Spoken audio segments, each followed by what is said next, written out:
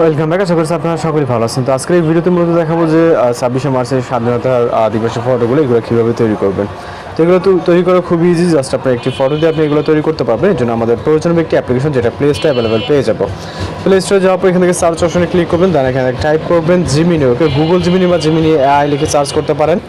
এখানে সার্চ করার পর দেখতে পাবেন যে একটা অ্যাপ্লিকেশন চলে আসবে আপনার সামনে। এটার সাথে হয়তো অনেকেই পরিচিত। জাস্ট আমরা এটাকে ইনস্টল করে ওপেন করবো। ওকে, ওপেন করার পর এখানে ইন্টারফেস দেখতে পাবেন। এখান থেকে ক্রিয়েট ইমেজে ক্লিক করে প্লাস এখন এরপর হচ্ছে গ্যালারিতে চলে যাবেন।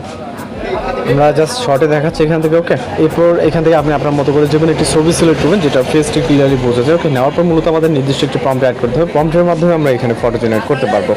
প্রম্পটগুলো হচ্ছে ভিডিও রেসপন্সে পেয়ে যাবেন। এখান থেকে জাস্ট অনেক সুন্দরভাবে একটি প্রম্পট দেখতে পাবেন। এই ভিডিও থেকে আপনি প্রম্পটটিকে জাস্ট কপি করবেন। ওকে, জাস্ট রেডি একটি প্রম্পট, এগুলো ভিডিও রেসপন্সে দেওয়া থাকবে।